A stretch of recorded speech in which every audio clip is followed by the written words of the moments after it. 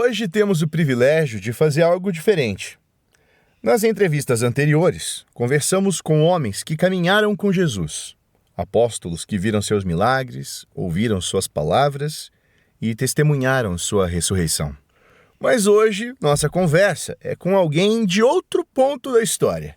Um hebreu, um homem comum, que viveu um momento de profunda tensão. Alguém que viu sua fé ser colocada à prova e que precisou lidar com uma pergunta difícil. Vale a pena continuar? Foi nesse cenário que a sua comunidade recebeu uma carta, a Carta aos Hebreus. Hoje vamos ouvir alguém que estava lá, alguém que recebeu essa mensagem e teve sua maneira de ver a fé transformada. Antes de falarmos da carta, gostaria de falar sobre vocês que receberam a carta. Que tipo de comunidade recebeu essa mensagem? Nós éramos judeus, né? E havíamos crido que Jesus era o Messias. Crescemos na lei. Conhecíamos as Escrituras, os Salmos, o templo, os sacrifícios. Tudo isso fazia parte da nossa vida. A lei de Moisés era parte do nosso cotidiano. Era ensinada nas famílias e nas sinagogas.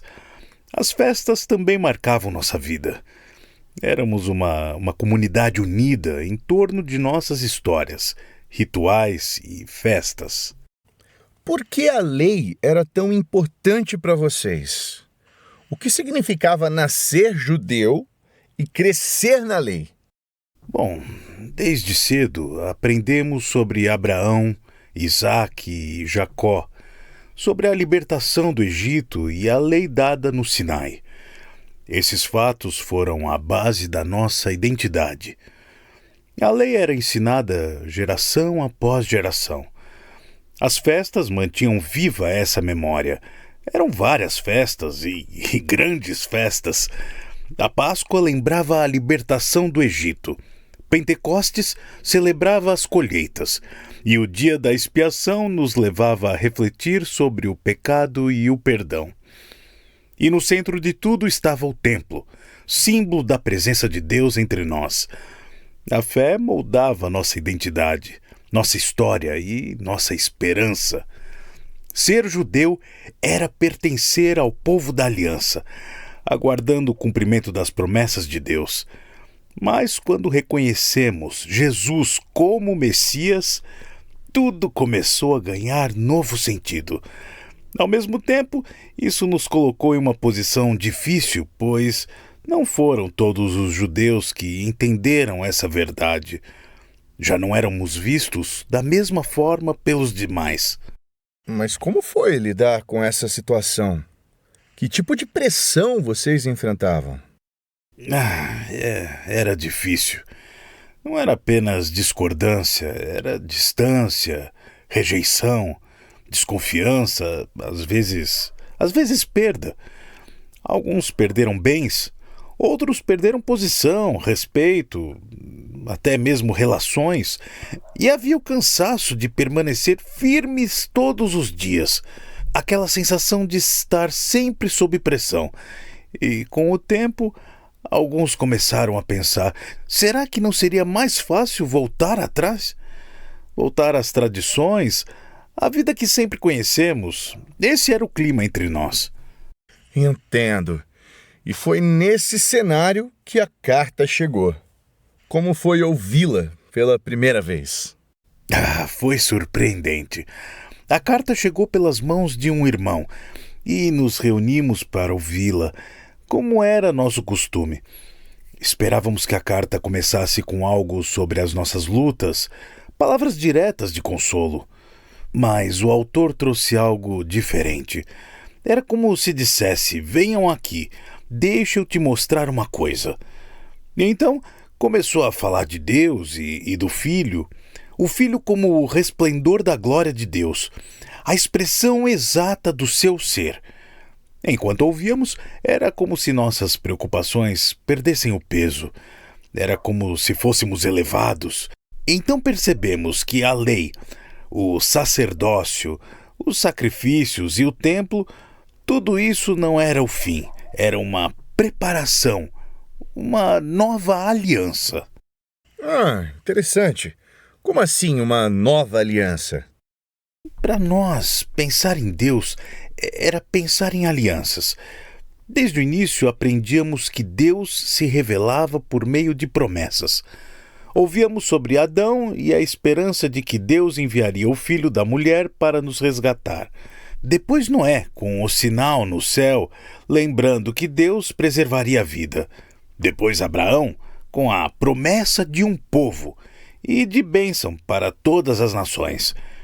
E então, Moisés, a libertação do Egito, o Sinai, a lei. Ali, Deus nos formou como povo e declarou: vocês serão meu povo, e eu serei o seu Deus. E depois de Moisés, veio Davi, e a promessa de estabelecer um reino eterno e soberano.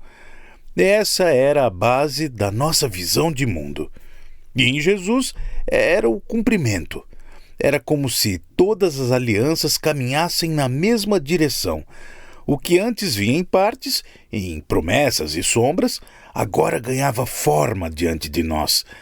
Era Deus se revelando, através de Cristo, de forma definitiva e mais clara do que nunca. Então, o que a lei realmente significava para vocês? A lei era muito mais que regras, sabe? Ela era a expressão da vontade de Deus para o seu povo. Ao entregar a lei por meio de Moisés, com os mandamentos e ensinamentos, Deus mostrava como um povo que pertence a um Deus santo deveria viver. A lei revelava o caráter de Deus, justo, santo e fiel. E por isso ela orientava toda a vida, a justiça, as relações familiares, o cuidado com o próximo e o culto. Mas a lei também expunha algo mais profundo, o pecado humano. Quanto mais conhecíamos os mandamentos, mais percebíamos nossa incapacidade de cumpri-los perfeitamente. E por isso a lei não veio sozinha. Sozinha ela não purificava o povo. Para isso, Deus também estabeleceu o sacerdócio, os sacrifícios e o templo, porque o povo precisaria constantemente de perdão. Assim, enquanto aguardava o cumprimento das promessas, Israel viveu por séculos nessa tensão. A santidade de Deus revelada na lei e, ao mesmo tempo, a fraqueza do coração humano. Mas o que eram os sacrifícios? Como eles aconteciam? Os sacrifícios eram centrais na nossa vida. Desde os dias de Moisés, Deus havia orientado o povo sobre diferentes tipos de ofertas, sacrifícios de gratidão, ofertas voluntárias e também sacrifícios pelos pecados. Esses rituais eram realizados pelos sacerdotes no templo, em Jerusalém.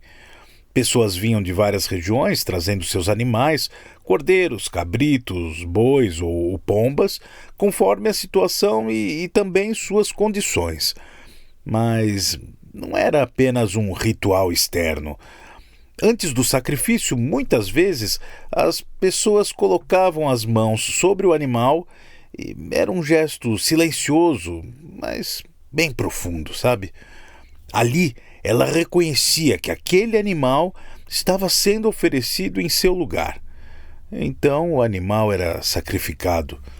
O sangue era derramado no altar. E para nós isso tinha um significado muito claro. A vida está no sangue. Aquilo representava uma vida sendo entregue diante de Deus. Era assim que lidávamos com o pecado. Havia um peso naquele momento. Porque o pecado não era algo leve, ele trazia culpa e quebrava nossa relação com Deus. Quando alguém levava um animal ao templo, estava sendo confrontado com a própria realidade e nos lembrava de algo doloroso. Alguém precisava morrer por causa do nosso pecado. E diante de tudo isso, havia algum momento em que o povo realmente sentia que o pecado estava sendo tratado diante de Deus? Sim, tinha um dia especial. Havia o dia da expiação, o Yom Kippur. Era o dia mais solene do ano para Israel. Enquanto os sacrifícios aconteciam regularmente, esse era o único dia em que o sumo sacerdote entrava no lugar mais sagrado do templo, o Santo dos Santos. Esse espaço ficava atrás de um grande véu e representava a presença de Deus entre o povo. Ninguém podia entrar ali livremente, apenas o sumo sacerdote e somente uma vez por ano. Nesse dia ele primeiro oferecia sacrifícios por si mesmo e por sua casa, reconhecendo que também era um pecador, e depois oferecia sacrifícios pelo povo. O sangue era levado ao Santo dos Santos e aspergido diante da Arca da Aliança, simbolizando a expiação dos pecados de Israel. Havia também o bode emissário, enviado ao deserto, representando que os pecados do povo estavam sendo levados para longe. Era um dia de silêncio, arrependimento e reflexão para toda a nação. Mas no ano seguinte tudo precisava acontecer novamente.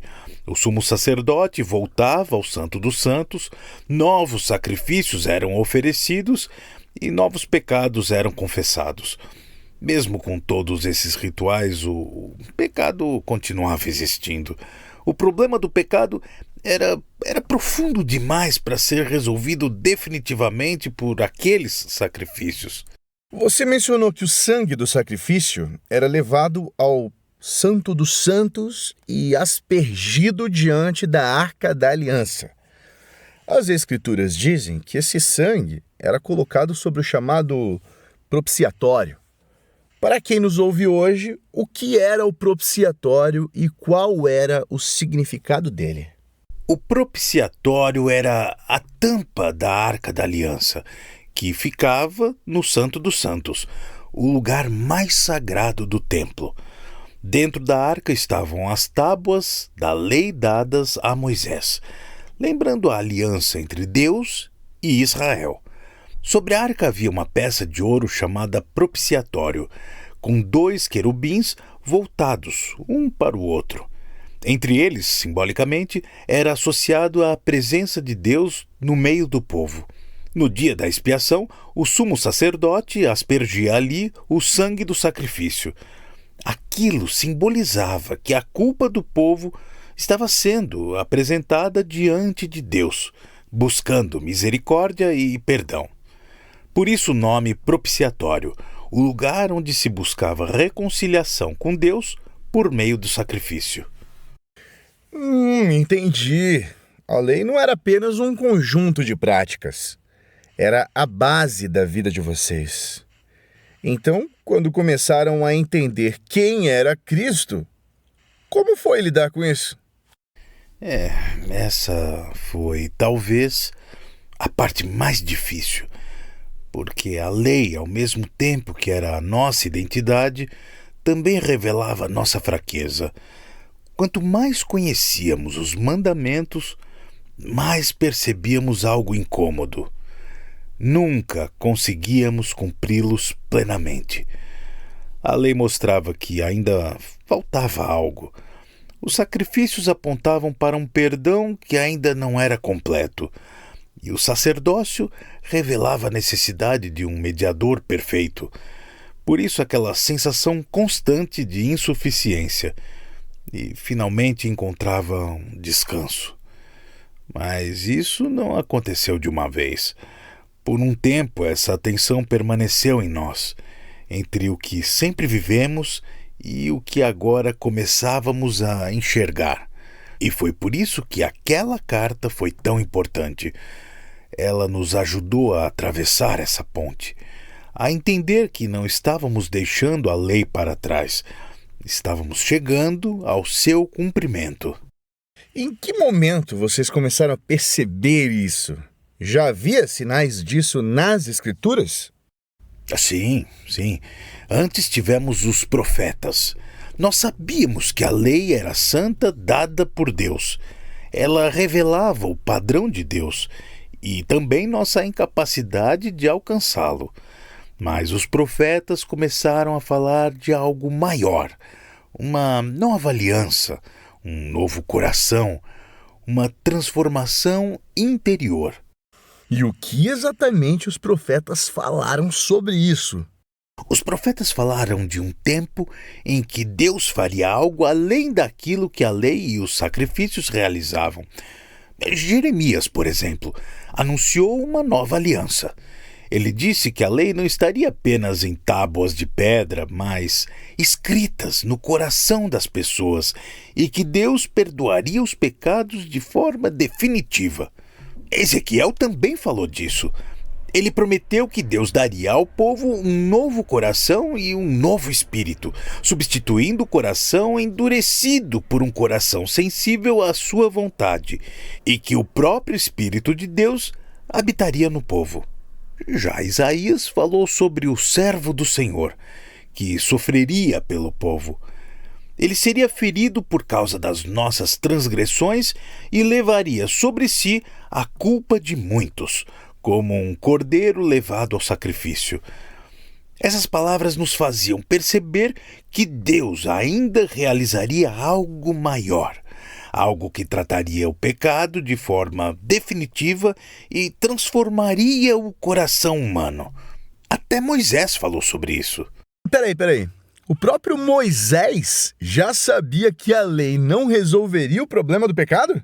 Sim. Moisés conhecia bem o coração do povo. Em vários momentos ele advertiu Israel de que, mesmo tendo recebido a lei, o povo continuaria lutando para obedecer a Deus. Ele chegou a dizer que, depois de sua morte, muitos se desviariam do caminho e quebrariam a aliança. Ou seja, o próprio homem que recebeu a lei de Deus sabia que a lei, por si só, não mudaria o coração humano. Mas Moisés também falou de algo maior que Deus faria no futuro.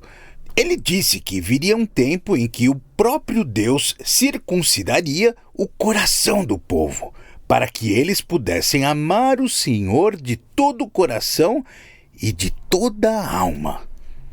Essa era uma imagem muito forte para nós.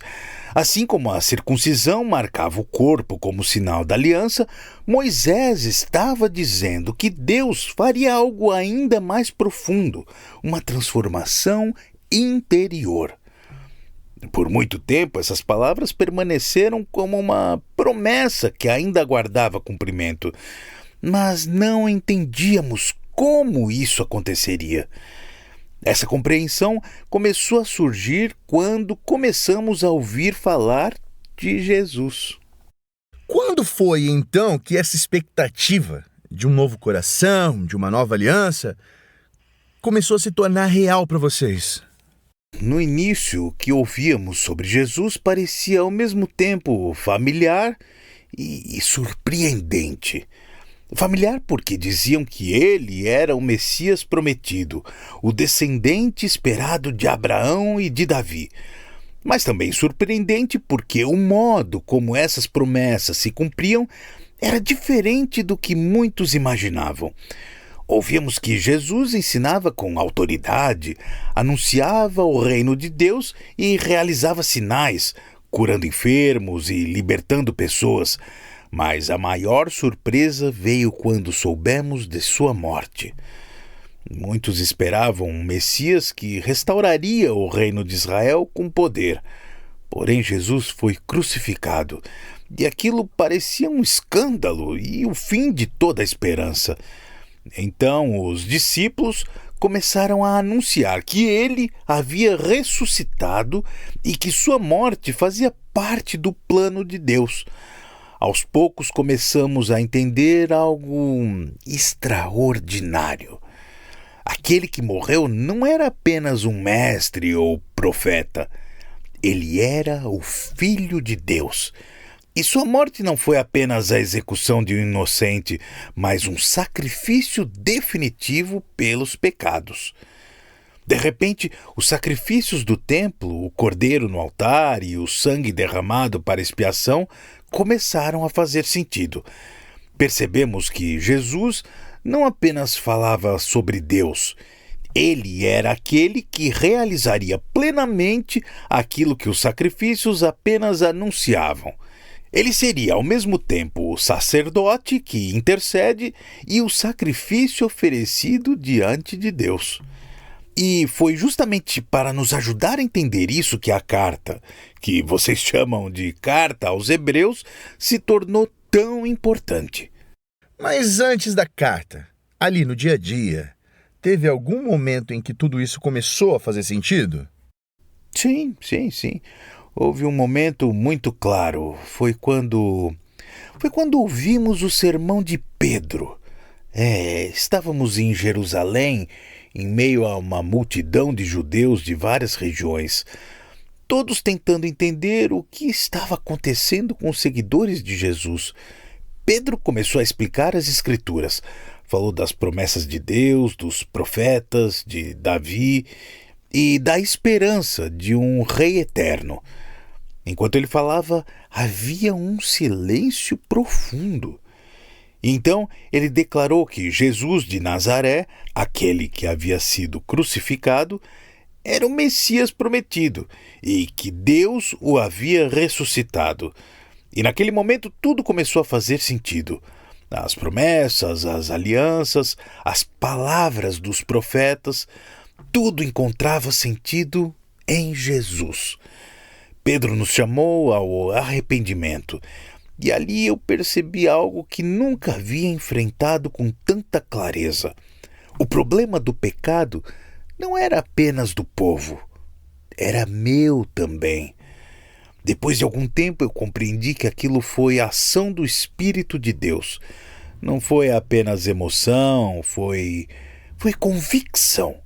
Convicção de que Jesus era o Senhor e de que eu precisava me voltar para Deus. Os sacrifícios do templo nos lembravam do pecado, mas foi o Espírito de Deus quem quebrou meu coração e me levou a buscar o perdão pleno. E a partir daí tudo mudou. A fé deixou de ser apenas tradição com rituais e costumes. Eu comecei a entender que Deus não busca apenas práticas externas, mas o coração. Aprendemos a andar na luz, a viver com sinceridade diante de Deus. O amor pelos irmãos se tornou algo real. E começamos a seguir a Deus, evitar o pecado e permanecer em Cristo. A mudança acontecia de dentro para fora. Entendo, e foi aí que a carta entrou, ajudando vocês a enxergarem tudo isso com mais clareza. Exatamente. A carta foi muito importante porque organizou algo que já começávamos a perceber. Toda a nossa história encontrava sentido em Cristo. Logo no início, ela lembra que Deus falou no passado por meio dos profetas, mas agora falou de forma plena pelo Filho. Ou seja, Jesus não é apenas mais um mensageiro, ele é a revelação final. A carta também mostra que ele é superior aos anjos, que estavam ligados à revelação da lei. Depois, compara Jesus com Moisés. Moisés foi um servo fiel na casa de Deus, mas Cristo é o Filho que governa essa casa. Ele não veio apenas continuar o que existia, veio cumprir e inaugurar algo maior. Também entendemos melhor o papel de Jesus como sumo sacerdote. No templo, o sacerdote representava o povo e oferecia sacrifícios pelos pecados. Mas Jesus exerce um sacerdócio superior e eterno, intercedendo de forma perfeita diante de Deus. E talvez o ponto mais impactante foi esse. Seu sacrifício não foi mais um entre os muitos. Durante séculos, os sacerdotes ofereceram animais repetidamente, mas Cristo ofereceu um único sacrifício pelos pecados, suficiente de uma vez por todas.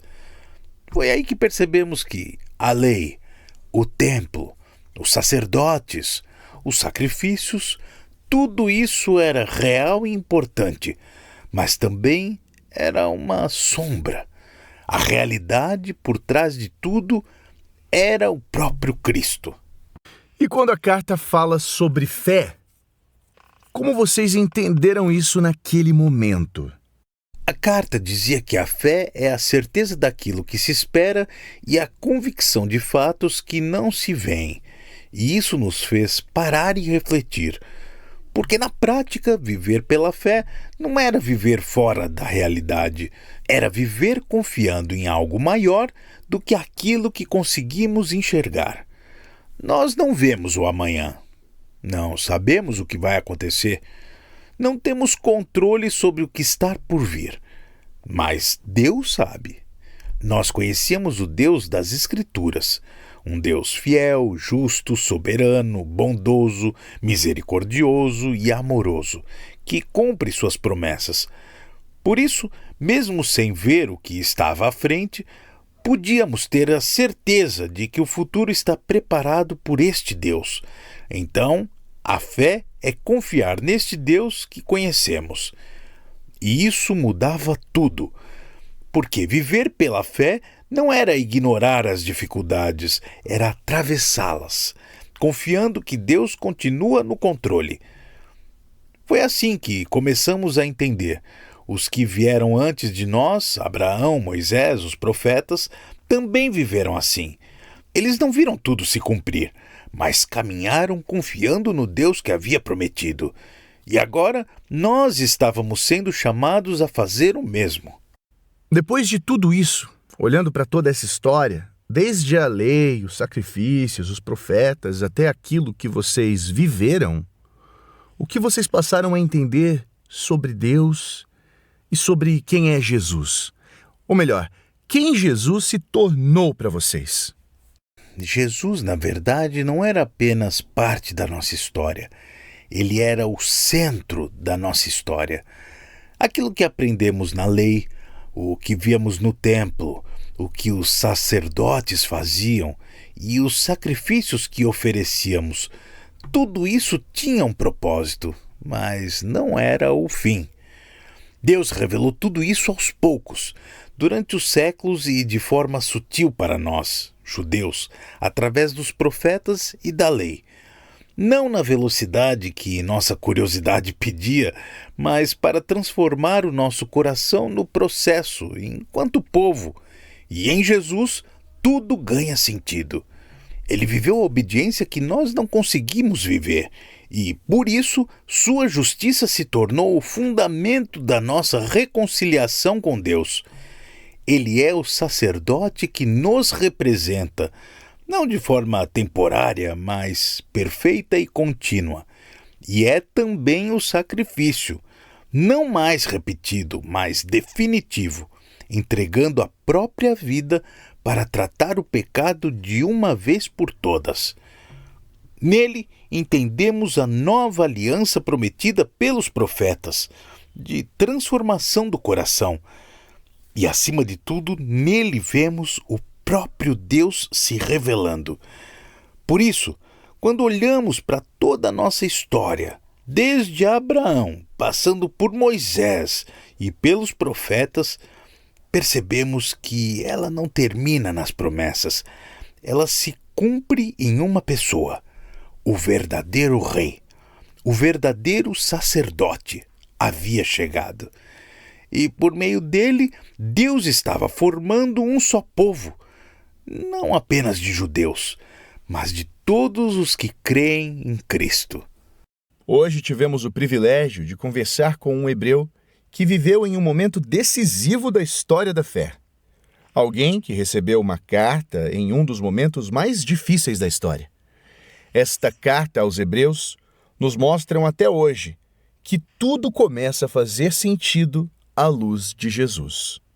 Ao longo de nossa conversa, percorremos a história das alianças, o propósito da lei, o significado dos sacrifícios, o dia da expiação e a esperança anunciada pelos profetas e o significado da fé.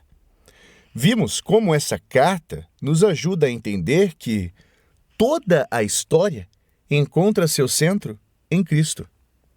Ele é o sacerdote perfeito, o sacrifício definitivo, o mediador da nova aliança, e o Filho, por meio de quem Deus falou plenamente. No próximo episódio, continuaremos explorando a profundidade da fé cristã e da revelação de Deus. Obrigado por estar junto conosco até aqui e até o próximo episódio.